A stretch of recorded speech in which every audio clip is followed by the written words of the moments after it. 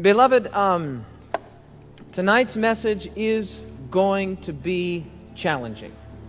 And I think more than a sermon, it's going to be a good old-fashioned Bible study. Amen?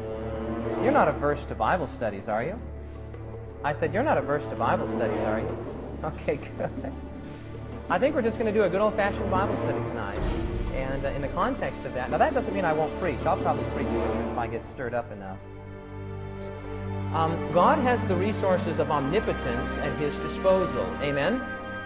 And God could have, if He had so desired, in His great plan, to have given us the technology and the ability to record visual images, such as photography or videography, even in the time of Jesus. That was available to Him since He has the resources of omnipotence at His disposal. He opted not to do that. That when I sit down and read, say, the Gospel of John, the Spirit of God can use these words to impress on my mind a picture of that scene that is going to be tailor-made to meet my specific need.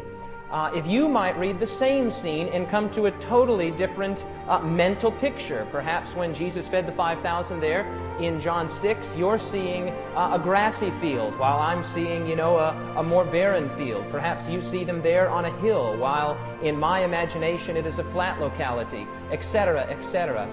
I think one of the dangers, whenever we impersonate Christ or impersonate these kinds of religious the danger, I think, is that, how do I want to phrase this? If you go to that movie, and let's just say that you're not convinced, especially when you don't like the picture that they presented. I've heard by the cinematography that Hollywood has available to them. They can impress an image on your mind, and you'll have nothing to say about it. It will be there for the rest of your life.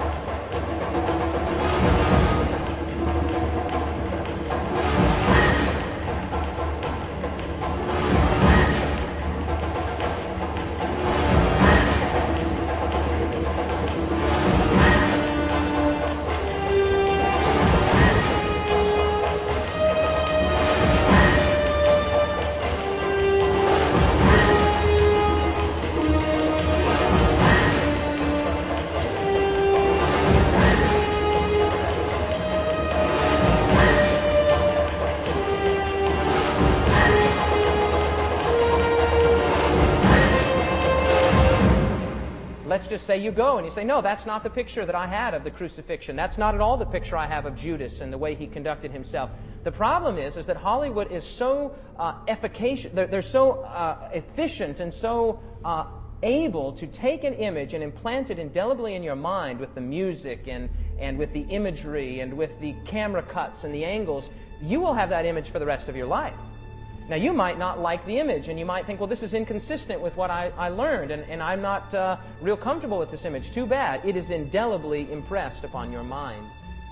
My personal recommendation is that you pray sincerely, and I think it is very dangerous. Consider with me that in the Old Testament, the Hebrew scribes would not even write out the name of Yahweh. All we have now is the Tetragrammaton, which is the YWHW, because they omitted the Hebrew equivalent of the vowels. They would not put it into the word because they were afraid that to take that name on their lips would be to do the holiness of God and the sanctity of God a disservice. And so to act out and to play God, well, that's an entirely different situation, and one that I personally am not very comfortable with. I don't mind telling you that I'm not particularly comfortable with Christian drama at all. Drama is very popular in theater. Jesus, and yet, disciples, He called them to preach. He did not call them to be a drama troupe.